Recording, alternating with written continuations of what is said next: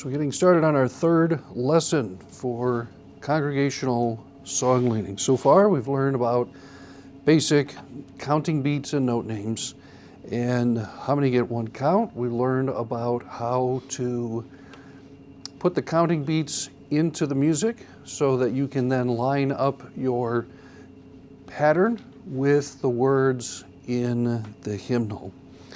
So just again, by way of review, if you see a time signature,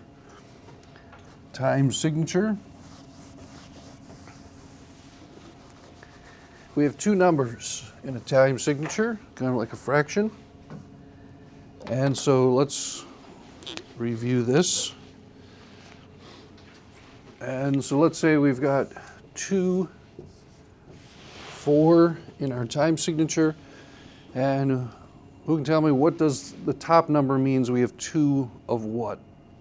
We have 2 what in the song? Yes, sir? Number of beats in a measure. Okay, so we have 2 beats in the measure. That means that we're going to have 2 quarter notes if we're using quarter notes, and then a bar line for the measure. Okay, and the 4. The 4 tells us, yes, sir? 4 tells us what kind of note counts as a beat. So Correct. it would be a quarter note. Correct. So we could also substitute, did this before, we could have 2 quarter notes per measure. Because you could count by half notes, you could count by eighth notes in theory. So you count by different things. So this is either going to be a 2, 4, or an 8 in most cases. Most times it's going to be a 4, but there are exceptions. Sometimes there's a 2. We'll go over that later, dealing with weird time signatures so you can know what to do and how to understand it. It's basically going to be variations on the 2, 3, or 4 beat pattern that we're already learning. Okay, so in our song, Count Your Blessings, that's the main one that we are working on. We're going to have 2 quarter notes per measure, and so you're going to line up the 2-beat pattern to be able to go with Count Your Blessings. So before we get to that, we're going to practice with our accompaniment today, which is right over here. And so go ahead and turn to the song. It's number 312, Count Your Blessings, in your booklet.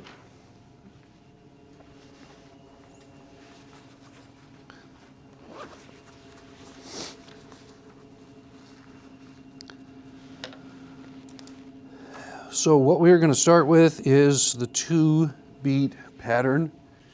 And the 2-beat pattern, who can remember, is shaped like what? The 2-beat pattern is shaped how? Does anybody know? Okay, it's like a J, a backwards J. And so as you're doing your pattern, just by way of review, you're going to go down and then slightly out and then up. So you've got your 2 beats, 1, 2, 1, 2. Okay, let's work together and practice our 2-beat pattern. Okay, get ready, go. 1, 2, 1, 2, 1, 2, 1, 2, 1, 2, 1. Switch to direction words. Down, up, down, up, down, up, down, up, down, up, down, up, down, up, down, up. Okay, now we're going to try it with our accompaniment. So 2-beat time means you're going to hear a downbeat, which is going to be a bigger, like a bass drum, and then you're going to hear a click, and that's going to be your weaker beat as well. Okay, so we're going to practice the same thing, but we're going to practice lining up this with the music. Okay, you ready? 1, 2, 1, 2, down, up, down, up, up, down, up, down, up, down, up. And so remember, emphasize the first beat, the downbeat. It always gets the most emphasis every time signature, every measure. Down, up, down, up, down, up, and then we're out of there. Okay, let's go right into this. Ready, go. Down, up, down, up, down.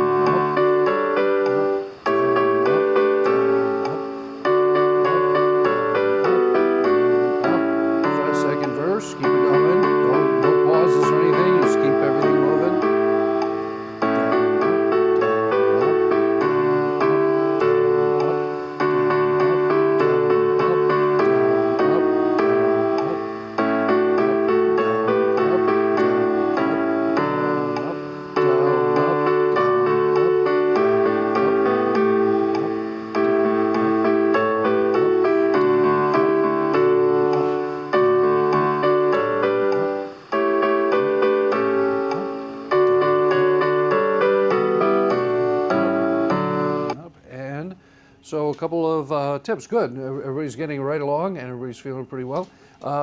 Instead of just tracing the pattern, kind of like this, you want to be able to feel some of the bump or the motion, the point with your fingertips. Okay, so by going like this, you can feel the exact point at which those things happen. If you're just kind of doing this, then you're not going to feel it quite as well. It's just going to feel kind of like you're a mime and you're just doing these motions. Okay, so that's going to help you. That's going to help you with that. Let's go to chanting the words. So you're already on there, and so we're going to keep in mind you want to emphasize the first syllable in each measure. For example, when upon life's billows you are tempest tossed. So everything can't be the same, otherwise you're emphasizing nothing. So first syllable in each measure gets the most emphasis. You ready? We're going to chant it together. Get your hands ready. Ready, go. When upon life's billows you are tempest tossed. Try to feel that bounce, like the bite on the fishing pole with your fingers. Lost. Count your many blessings, name them one by one, and it will surprise you what the Lord has done. Count your blessings, name them one by one. Count your blessings, see what God hath done. Count your blessings, name them one by one. Count your many blessings, see what God. Second verse, keep it moving. Are you ever burdened with a load of care? Does the cross seem heavy you are called to bear? Count your many blessings, name through doubt will fly, and you will be singing as the days go by. Count your blessings, name them one by one. Count your blessings, see what God hath done. Count your blessings, name them one by one. Count your many blessings, see what God hath done. Good job. Okay, take a break. Anyone's arms tired already? Mine are kind of tired already. Okay, a couple things again. I talked about this last class, but things going on with your hands, fingers, and so on. Generally, you keep the hands looking side to side, more like this, comfortably curved. And then you want to feel some kind of a bounce, just as you think about a fishing pole. If you have a fishing pole and there's a bite, you feel a little bump, bump. That's kind of what you want at each point. So count your many blessings, see what God hath done. Or to-be pattern would be 1, 2, 1, 2, 1, 2. So a little nibble right on each point. Let's practice just our 2-beat pattern, just so you can concentrate on what you're doing with your arms and hands again. Ready, go. 1, 2, 1, 2, 1, 2. Try to feel that nibble at each number. 2, 1, 2, 1, 2, 1, 2, 1, 2, 1, 2, 1, 2, 1, 2. Remember, you're emphasizing the 1. Gets the downbeat. 1, 2, 1, 2, 1, 2, 1, 2, 1, 2, 1, and relax. Okay. We talk for just a minute about the frame or your conducting box, so to speak.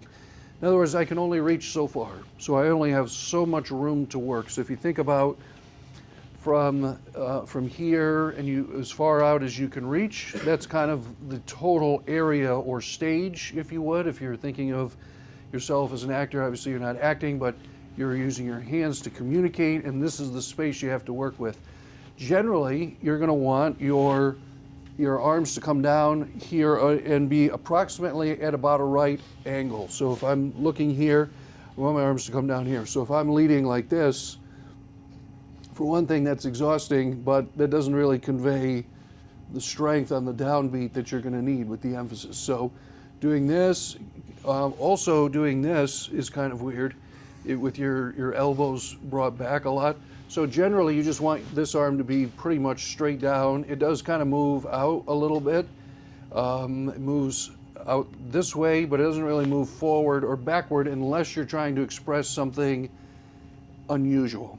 Okay, and there would be times when you would want to do that, make things quiet, build things up, that kind of stuff, and so you would bring your pattern forward and back, but not too much when you're leading singing. So from a side view, basically your arm's going to be right here at a right angle. Then also, if you look this way, it's also kind of weird because you're going to run out of space if your arms are angled inward like this, so you don't really have enough room. Also, it's just kind of weird if you're always out like this. It looks like you're kind of, was it Michelangelo's flying person or whatever? And so your arms are kind of way out here. Now you don't have enough room because now people are trying to, the motion is kind of spread too much, and then you can't ever expand because you're already all the way out here. So generally, if you're looking this way, you also want approximately a right angle. So don't feel like you have to be constricted or anything, but basically your arms and your angle for where the downbeat is going to be, it's a right angle this way, and then it's a right angle this way as well. Okay? So let's do our 2-beat pattern again and just try to keep approximately those right angles. You know what? Why don't we have everybody stand just so everyone feels free and unimpeded. Okay? Ready? Go. Down, up, down, up, down, up, down, up, down, up, down, up, down, up, down, up, down, up, down, up. All right, pause for just a second. One other thing is this angle here. There are times when you may want your arm to rotate up. Generally, you keep it comfortably by your side, like you don't need it pressed in, but you also don't need it at an angle most of the time like this. So generally, your elbow is going to be close to your side, pretty close, comfortably close there as well. Okay, ready, go.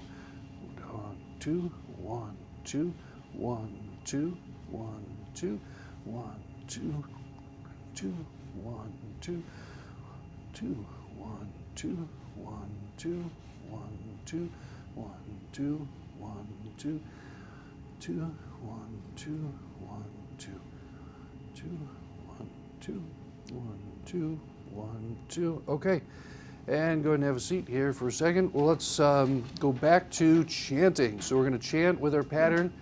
We'll do the chanting as an intermediate step, and then we'll go back to the music with the click, and then we'll get ready for your quiz. That'll be on next class. And the quiz, which we'll go over here in just a moment, the quiz is you leading, I hit play, and you start leading, and that's the quiz, 2 verses. So it'll be exactly like this. So we'll do even a practice run. So we're going to go through it now. Then we're going to do a practice run so you can kind of get somewhat of a sense. That's without me starting it first to see how you're doing, seeing if you get everything lined up. And the key is the feel, lining up the feel of the words with the feel of the pattern. And you do that by emphasizing the first word and by emphasizing the down part of your 2-beat pattern. Okay, let's go to count your blessings with the chanting. Get ready. So get your pattern ready. Ready, go. When upon life's billows you are tempest tossed, when you are discouraged thinking all is lost, try to feel the fishing bite tug for each point. 1, and you will surprise you, Lord hath done. Count your blessings, name them one by one. Count your blessings, see what God hath done. Count your blessings, name them one by one. Count your many blessings, see what God hath. Keep it going, no breaks. Are you ever burdened, load of care? Does the cross seem heavy you are called to bear? Count your many blessings, every doubt will fly. and you will be singing as the days go by. Count your blessings, name them one by one. Count your blessings, see what God hath done. Count your blessings, name them one by one. Count your many blessings, see what God hath done. Okay, great. I think you guys are getting the feel down and you're getting it well. Do you want to practice this on your own? You should. I still need to get you the copy of the recordings. I still haven't heard back on those. But it's a practice on your own. That's one of the reasons we have the recording, so you'll know exactly what to expect. Everything will be exactly the same. Okay, so let me back this up and we will go through. So this one is with the click, so it's going to be track number 2. So track 1 is the 2-beat time, which we don't have a quiz on, and then track number 2 is Count Your Blessings with the click. Everybody get ready. It's a little hard to get started. I hope you get started on this. This is the introduction. Last 4 measures go. When upon life's billows you are tempest tossed, when you are discouraged, thinking all is lost, count your many blessings, name them one by one, and it will surprise you what the Lord hath done. Count your blessings, name them one by one. Count your blessings, see what God hath done. Count your blessings, name them one by one. Count your many blessings, see what God, keep it going. Are you ever burdened with a load of care? Does the cross seem heavy you are called to bear? Blessings every doubt will fly, and you will be singing as the days go by. Count your blessings one by one. Count your blessings, see what God hath done. Count your blessings, name them one by one. Count your many blessings, see what God hath done. And then that's the end. Okay, let's talk about just a couple of detail things leading up to the quiz. The first is the piano is doing a 4-measure introduction. So if you look at page, it's not a page really, but if you look at song 398, it's the last 4 measures. Count your many blessings, see what God hath done. So that's what the piano is going to be playing. That's standard. There are exceptions to that, but for the most part, the piano is going to play 4 measures of introduction, which is the end of the song. And the reason for the 4 measures of introduction is so that you can get the feel, the speed, and the tempo, not only you, but the congregation. So here's a couple of things to help with the introduction. If you are playing the piano, do not play the introduction and then, now let's stop and pause, okay? You just lost the main reason for the introduction, which is to set the tempo. So if you do bum bum bum bum bum bum bum bum bum bum, and everybody's still like, wait, what do we do here? And then you got to try to get started. So you just want to keep, once you get that going, keep that tempo moving. And if you're directing, if you're the song leader, don't slow down and don't be doing stuff like, okay, now that the piano's finished the 4-bar introduction, on the first. Okay, and now we're going to sing. Okay, couple problems with that. What verse do you think everyone was expecting you were going to start on anyway? It was probably the first, okay? So you don't need to say on the first if it's actually on the first. Now, if you're going to start with the second verse, people are not expecting you to start on the second verse, doesn't happen too much, then you'd say, we're going to start on the second verse. So you don't need to say on the first when it's already the first verse. People already know that. I understand. People get nervous. People just say things to say things. I understand that, but yeah, don't do that.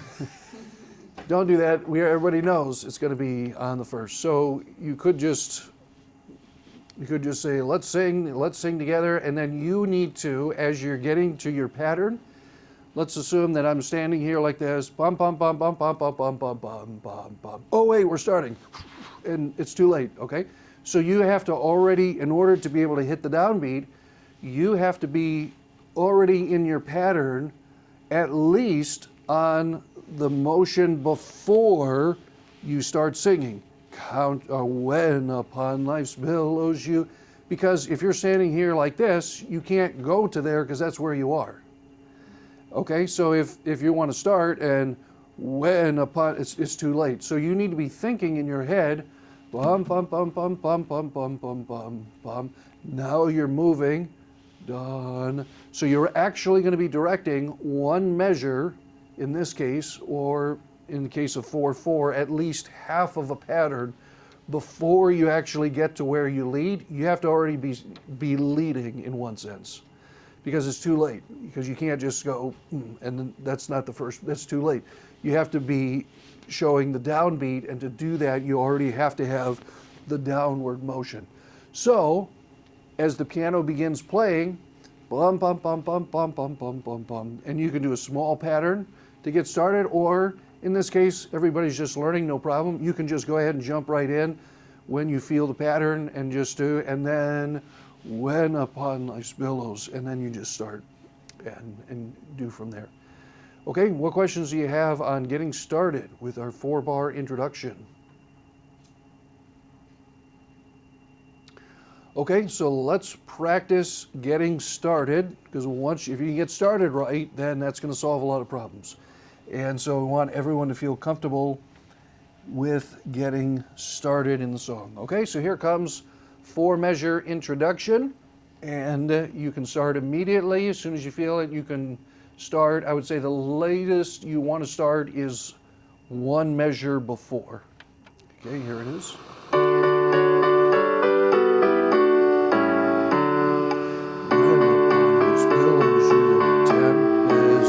Okay, that was good. That was a good start. Let's go back. Let's restart again. Here we go.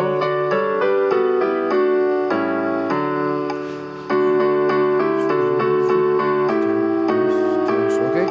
All right. Yes. And so you can follow along and to line up the words, but make sure you get started. If the simplest way to mark the music is just to underline the first syllable in every measure, because then you're going to know that's always the downbeat. So I need to have the strong downward motion. It's always the first syllable in each measure, and it's always going to be the downbeat no matter what the pattern is. So if you can get that lined up, that's going to solve a lot of the problems. All right, let's do this start up one more time. I'm not going to direct this time, so you can see if you can find it on your own. Go ahead.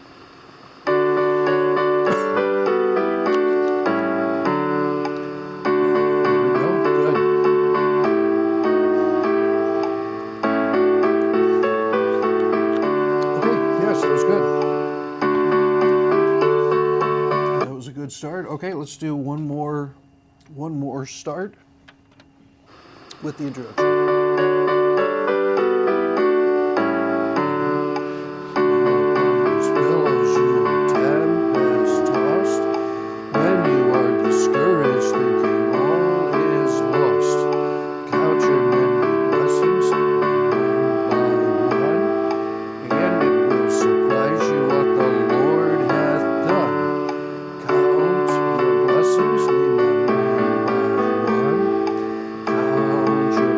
See